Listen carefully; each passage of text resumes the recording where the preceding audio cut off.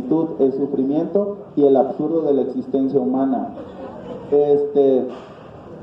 Bueno, el primer texto del que les voy a platicar se titula El Príncipe de Hamburgo. Es una obra de teatro en la cual básicamente el personaje principal, que va a ser el príncipe y va a ser el personaje atormentado en esta historia. El príncipe lo describe como un personaje valiente que es capaz de tomar decisiones por sí mismo, es decir, él siempre va a actuar de forma como él crea conveniente. Sin embargo, esta forma de ser va a ocasionar que lo condenen a muerte. En una batalla que están teniendo contra los suecos, a él se le da la orden de que no ataque hasta que se le avise. Sin embargo, cuando él lo ve oportuno, él realiza el ataque. El ataque que él realiza les garantiza la victoria en su batalla. Sin embargo, desobedeció una orden directa de alguien con un rango mayor que él y por ello debe de ser condenado a muerte. Entonces lo aprisionan, lo condenan a muerte. Él no entiende por qué lo están condenando a muerte si su acción les dio el triunfo. Entonces va a haber ciertos personajes que van a intentar hablar con el elector, que es el de mayor rango, y implorar por su vida, decirle por qué condenar a muerte al hombre al que le debemos la victoria. Entonces se da una serie de acontecimientos donde el elector decide liberarlo si él acepta una sola cosa. Le manda una carta donde le va a decir lo siguiente.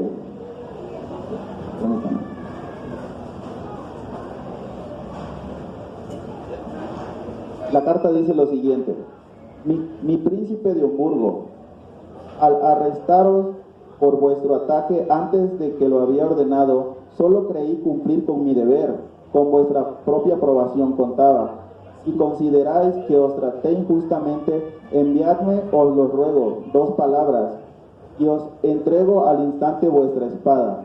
Es decir, el lector le da a elegir a él, le dice: si tú realmente crees que yo te encerré injustamente, dímelo y yo te libero. Entonces el personaje entra en un choque ético-moral porque él comprende que él hizo una violación a una orden de un superior. Es decir, él con esa carta él comprende que él sí debe de estar condenado a morir, aun cuando su acción les dio la victoria. En este caso, los medios no van a justificar el fin. Es decir, sí ganaron, está bien, se lo agradecen, pero aún así violaste una ley y tenemos que hacer respetar la ley y por eso vas a estar condenado a muerte.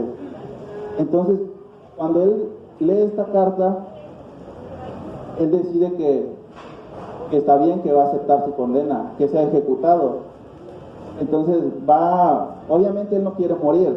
Antes de que él reciba esa carta, él intenta implorar, acude con la esposa del elector y le dice que por favor ruegue por él, que él no quiere morir, que él en el transcurso, cuando él va de la cárcel a la casa de la electora, él ve cómo ya están cavando la tumba donde lo van a sepultar y él les dice que está sintiendo la muerte. Entonces en ahora se puede reflejar realmente la desesperación del personaje, como esta pulsión de vida también de la que habla Roy, ¿no? O sea, él no quiere morir.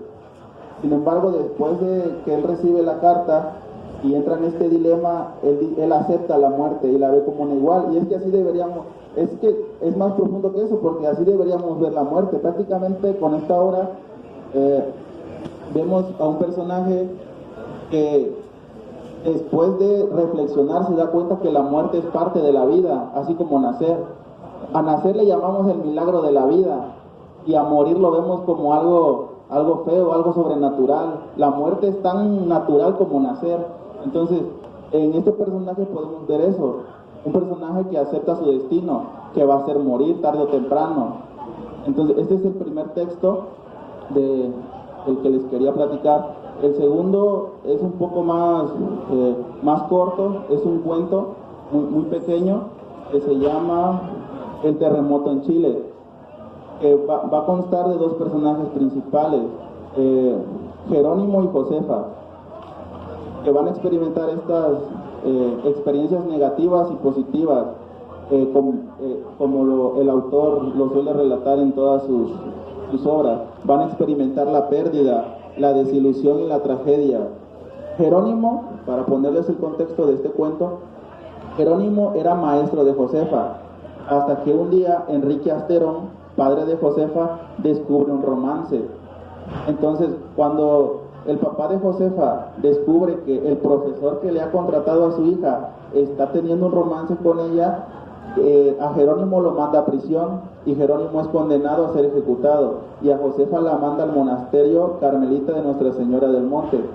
Sin embargo, Josefa estaba embarazada. Cuando en el convento se dan cuenta de que Josefa está embarazada, Josefa es condenada a muerte. Entonces nuevamente podemos ver cómo el autor, Claes, siempre pone en aprieto a sus personajes y siempre los va a poner en este asunto de entre vivir y morir. Siempre se va a ver reflejado ese asunto. Entonces, ellos son condenados a muerte, ambos. Jerónimo, cuando está en prisión, cuando ya ve que todo está perdido, que no se puede salvar y que tiene que morir, él incluso trata de escapar limando los barrotes de su celda, pero es descubierto y como castigo se le recluye en un calabozo aún peor. Cuando está a punto de aceptar su destino, lo único que le queda a él es rezar. Él se inclina ante una deidad pensando que humanamente ya no tienen salvación, pero que quizás un Dios todavía les puede hacer el milagro de salvarlos.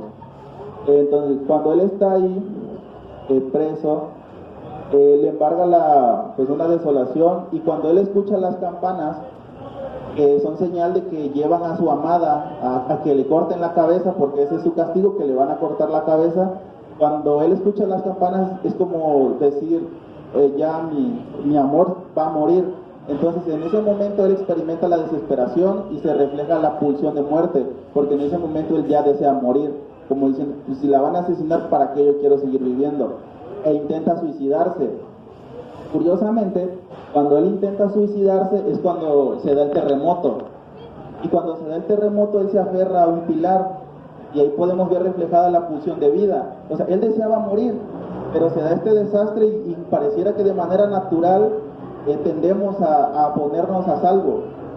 O sea, en ese momento él olvidó que deseaba morir y se aferró a la vida. Entonces pasa el terremoto, se destruye la cárcel, él sobrevive, después va a buscar a Josefa, su amada, la encuentra ya con su hijo ya nació, y llegan a un valle, porque la ciudad está destruida. Llegan a un valle, y cuando están en el valle ellos están felices, porque sí, el terremoto asesinó mucha gente, muchas familias, mucha gente murió, pero ellos estaban condenados a morir. O sea, para ellos una desgracia fue un milagro, porque gracias al terremoto ellos tenían una segunda oportunidad, o así lo creían ellos. Entonces, y también refleja ciertos deseos de Claes, porque cuando narran la parte de Josefa, cuando Josefa va a rescatar a su hijo, observa que todos aquellos que la condenaron a muerte, todos murieron. Es decir, todos aquellos que la señalaban, porque era un pecado, obviamente ella estaba para ser monja, y es como sale embarazada, qué gran pecado, necesita morir. Entonces, todos aquellos que la condenan mueren, incluyendo su familia, porque su familia también no estaba de acuerdo. Entonces, ¿qué podemos notar en este texto? Podemos notar que el autor siempre pone a los personajes en el blanco social. Es decir, sus personajes siempre van a hacer algo por lo cual van a ser tachados por la sociedad, siempre van a ser mal vistos, lo cual refleja su sentir de Claes, porque él, al ser homosexual, era mal visto. Él era tachado como un ser que no debía existir. Entonces Claes tenía, como ya les mencionaba antes, tenía ciertos problemas psicológicos, tenía deseos de morir, y se resalta en sus obras esta pulsión de muerte y la pulsión de vida. En el texto ¿Cuánta verdad necesita el hombre?, de Rüdiger Safransky, él hace notar esta pulsión de muerte en Claes cuando afirma lo siguiente: parece ser que en Clay la homosexualidad y el deseo masoquista de recibir castigo, contenido en la pulsión de muerte, están estrechamente unidos. Entonces, Clay era un personaje bastante, que sufría bastante, que no se sentía parte del mundo. Incluso en una de las cartas que le manda a su hermana, él le dice lo siguiente, le dice que la única manera en la que es feliz es cuando él se olvida de él mismo. O sea, él no se quería ni a él, porque él sentía que no debía, o sea, sentía que el problema era él, no era la sociedad que lo juzgaba, sino que algo había mal en él. Entonces, el 20 de noviembre de 1811, Clay y Henry Paul parten hacia el lago Wensel, se alojan en una posada, piden un candil y algo con que escribir, duermen separados. Henry cierra la puerta que los separa. Al día siguiente bromean entre ellos. Clay salta sobre las tablas de la barca. A mediodía solicitan que se le disponga una mesita muy cerca a la posada y que se les sirva café. Clay le pide a la posadera un lápiz. Al volver con el encargo, la mujer escucha 2 disparos. En el alto encuentran los 2 cadáveres. Henry está tendida sobre su espalda, Clay desplomado delante de ella, la cabeza pegada en la pierna derecha de ella, en el suelo 2 pistolas. Es decir, esa es la manera en la que muere Clay. Clay no quería morir solo. Entonces Clay busca a su amiga tenía una enfermedad terminal, ambos deseaban morir. Entonces, ¿qué hacen? Se van a un lago, rentan una especie de cabaña, hacen un plan. Hay algunas, o sea, los detalles de la muerte todavía no quedan claros. Hay algunos que dicen que él le dispara a su amiga y su amiga le dispara a él. Otra versión dice que Clay asesina a su amiga y después se asesina a él. Sin embargo, como lo relata Sanfranchi, en la escena del crimen, por así llamarlo, se encuentran 2 pistolas. O sea, no se sabe si Clay se suicidó y al igual su amiga o si se dispararon, pero a final de cuentas ambos terminan muertos y Clay así termina como su mayor acto, su mayor obra. O sea, prácticamente su muerte estuvo tan planeada como cualquiera de sus obras. Le dio un cierre de novela, pues, prácticamente. Y bueno, en sus textos podemos siempre encontrar estas ideas, este cierto deseo de morir, pero también podemos encontrar un deseo de vivir. Y bueno, ese sería mi trabajo. Muchas gracias.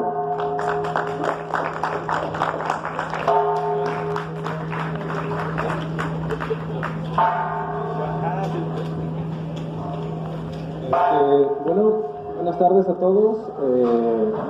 Pues ya para cerrar, a mí me tocó el tema del amor. No sabría exactamente por dónde comenzar porque es algo que llevo trabajando ya durante bastante tiempo, tal vez más del que me gustaría aceptar. Es un poco complicado hablar sobre el amor, principalmente por la visión, sobre todo mágica, que tenemos acerca del mismo. Si nos ponemos a pensar, si nos ponemos a reflexionar sobre qué es el amor, siempre nos vamos a encontrar muchísimas cuestiones o situaciones mágicas, místicas, letras de canciones, trovas, cuentos, apelan al hecho de una sensación de bienestar, de un momento mágico, de un algo que se encuentra dentro de nosotros que nos hace querer volar y pensar que todo es maravilloso en ese momento en el que uno está amando a dicha persona. Sin embargo, a pesar de todo esto, yo soy de la idea y considero que deberíamos de dejar toda esta parte mística, romántica, mágica incluso, que rodea el amor, no para desprestigiarlo, porque yo soy el primero que se pone el pecho a la pistola y dice que le encanta estar enamorado. Incluso al final del escrito también escribo algo relacionado a ello, en aquel momento en el que estaba terminando de escribirlo. Pero aún así, creo que el amor particularmente tiene algunas dificultades al ser comprendido por la gran mayoría de las personas. Muchísimos autores dentro y fuera de la psicología hablan acerca del amor como una situación difícil de entender, como algo que te hace querer hacer las cosas pero no entender el cómo o el por qué, no saber qué es lo que te hace sentir bien y no entender también el por qué cuando ese objeto amado o esa persona amada sufre algún tipo de accidente, te hace sentir mal. Sin embargo, pienso que si quitamos toda la parte mística, toda la parte de trovas, de cuentos, el amor, podemos encontrar algo bastante interesante. Quiero pensar que el amor, al igual que muchísimos otros procesos fundamentales del ser humano, tiene sus razones de ser en una búsqueda de la satisfacción de algo particular. Yo definiría el amor particularmente como la búsqueda de satisfacer una necesidad. ¿A qué me refiero? Un artista, por ejemplo, para pintar una obra, se inspira, tiene que sentirlo, tiene que tener la sensación, la emoción en el momento de estar pintando, de estar dibujando un trazo, de colocar los colores a como él lo ve adecuado, sentir el cuadro, por así decirlo. Sin embargo, esa necesidad precisamente es eso, se apela a una necesidad para poder construir una obra pintada. El amor pienso que es exactamente lo mismo, y aquí es donde empezamos a encontrar los grandes problemas que tienen que ver con la situación del amor. Muchas veces malinterpretamos lo que creemos que es amor, o le damos una sensación o un sentido diferente a lo que realmente estamos buscando. En ocasiones hay personas, no me dejarán mentir, que se encuentran con una relación de pareja o aman mucho a su familia, pero a la hora de uno adentrarse, preguntar, cuestionar el por qué la persona está con esa pareja o por qué sigue atendiendo a su familia con tanto interés, nos encontramos que no es recíproco, que su pareja lo trata mal, que su familia no valora esa atención que él les brinda. Aquí la pregunta sería el por qué. ¿Por qué una persona que está siendo tratada de esa manera sigue apelando al amor como una necesidad fundamental? Satisfacer un objeto entre comillas amado y continuar con ese ciclo constantemente, y muchas veces se llega al extremo incluso de no darse cuenta de las situaciones que uno está viviendo. Amarse propiamente dicho es algo complicado, y ahí es donde también menciono en esta cuestión que estoy escribiendo, bueno, ya terminé de escribir, que el amor y el amar son dos cosas diferentes. Diría que el amor particularmente es el proceso por el cual buscamos la satisfacción de una necesidad, y el amar es la búsqueda, es el cómo buscamos satisfacer dicha necesidad. Podemos encontrar necesidades fundamentales como el hecho de comer, pero también nos encontramos problemáticas que podemos extrapolar al amor. Una persona que tiene la necesidad de comer, que ya lleva 5, 6, 7, 8 horas sin comer algo, cuando llega a su casa va a tener la necesidad de abrir el refri y prepararse algo para comer. Y personalmente, no me dejarán mentir, probablemente aquí también presentes, más de uno le ha pasado o conoce a alguien que le ha pasado algo parecido. A pesar de esa necesidad de querer comer, no buscan el alimento. Hay gente que se niega a comer no por el hecho de que no tenga hambre, el estómago le ruge, se muere por dentro por querer comer algo.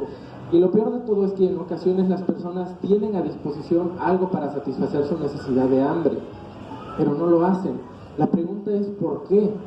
¿En qué momento el proceso de la necesidad se ve afectado por nuestro entendimiento del mundo? ¿Qué nosotros entendemos a la hora de buscar en un objeto amado algo que nos hace perdernos en la fluidez? En algún momento algunos filósofos hablan sobre cómo el amor a las ciencias es como tener en tu mano un puño de arena. El amor a las ciencias, el amor a un objeto o el amor a la persona es algo parecido. Entre más arena tengas en tu mano, más fácil se va a caer entre tus dedos. Sin embargo, cada vez vas a querer tener más y más arena, pero entre más conozcas, más se te escapa. Pienso que el proceso de amar es algo parecido. Podemos encontrar, de hecho, en muchísimas letras de canciones y versos, cosas que en lo personal me cuesta muchísimo trabajo comprender.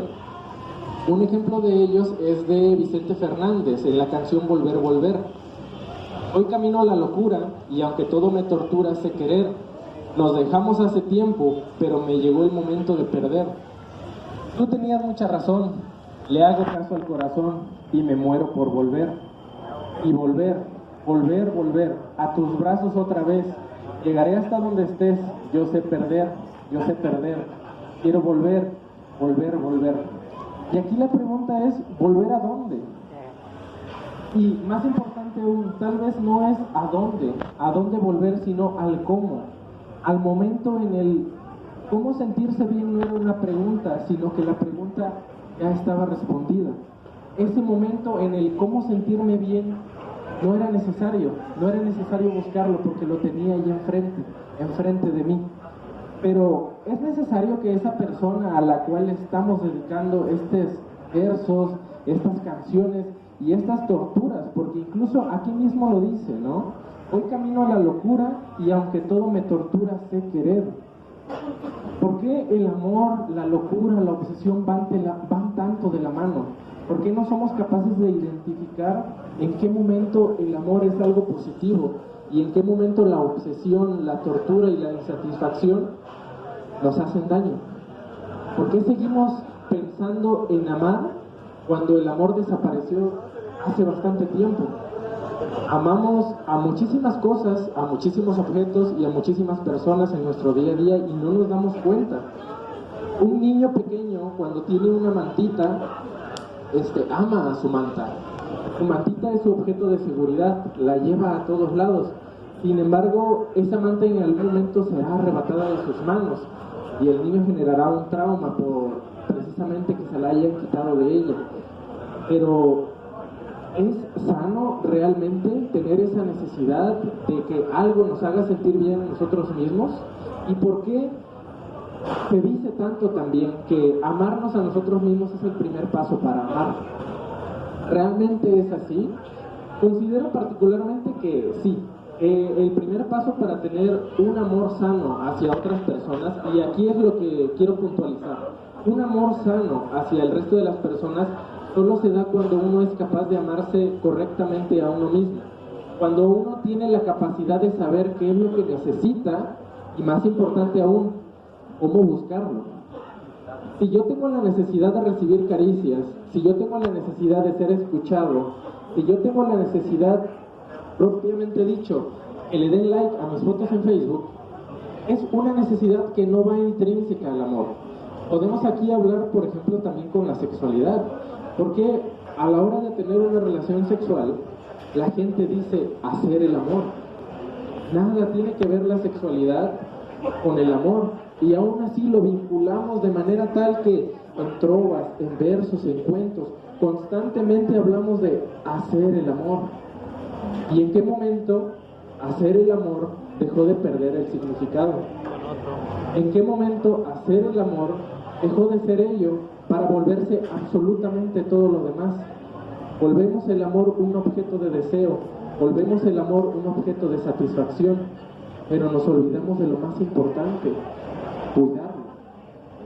Cuidar ese objeto amado es una parte importantísima para saber si lo que nosotros estamos haciendo con ese objeto amado es importante o no. Hay muchísimas otras canciones, muchísimos otros versos que podríamos citar. Y seré honesto, hay ocasiones que pienso que hay personas que aman la desgracia, que la separan y buscan crear escenarios que solo causen un tornado de dolores. Y creo que no hay forma de culparlos en ocasiones. Así han aprendido en muchos casos.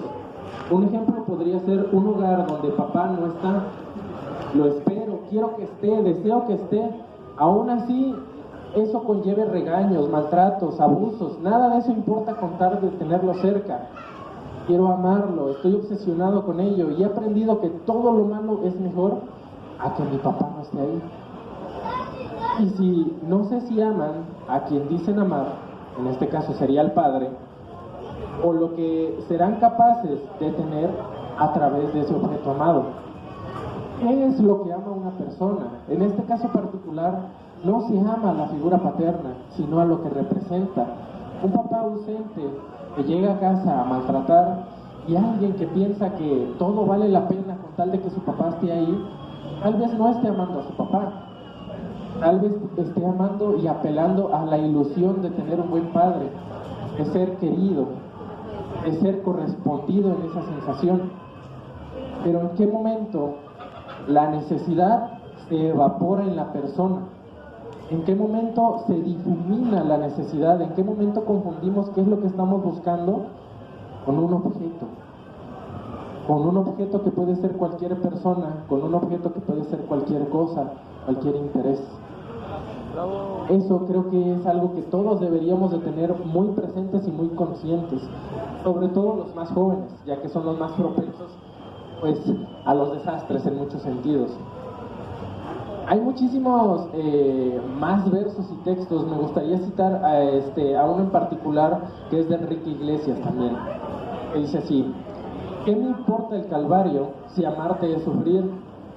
O que juegues con cartas marcadas, lo que importa es las noches pasadas en ti, aunque a cambio me rompas el alma. ¿Qué me importa la vida? ¿De qué sirve vivir?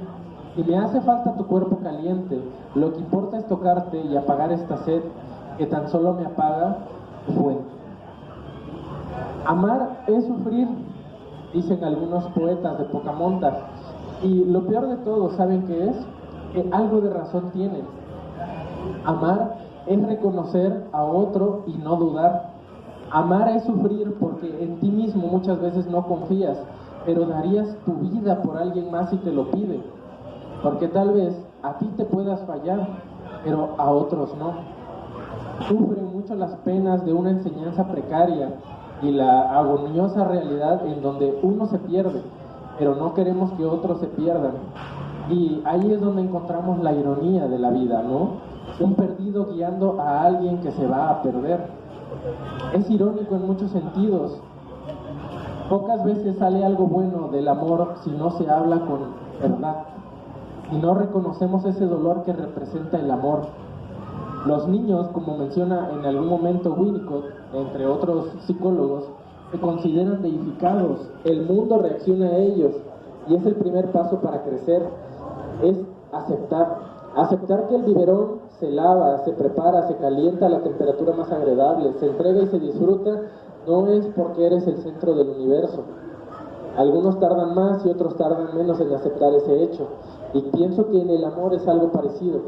Aceptar que las personas, que las cosas que amamos, que las cosas que queremos, que nos gustan, no son así porque nosotros lo queramos, son así porque existen. Y reconocer la existencia de otro ser vivo es algo que, no me dejarán mentir, la filosofía lleva muchísimo tiempo tratando de demostrar. Y siempre nos quedamos en ese punto medio. Pienso que amar es, a pesar de la lógica, a pesar del conocimiento, a pesar de lo que nos puedan decir, es reconocer la existencia de otro ente que está presente, y nos guste o no, queramos o no, al terminar amándolo, lo estamos reconociendo. Y eso, en muchos sentidos, es doloroso. Es doloroso saber que alguien más que no eres tú también está sufriendo. Porque cuando no te interesa a alguien, si sufre o no sufre, te da igual, pasa desapercibido. Mismamente lo que pasó con el huracán Otis, ¿no? En un momento bastante trágico, los memes abundaron. El dolor, la precariedad, la pérdida estaban presentes, pero los que no lo conocían podían hacer chistes de ello. No les dolía, no reconocen la tragedia.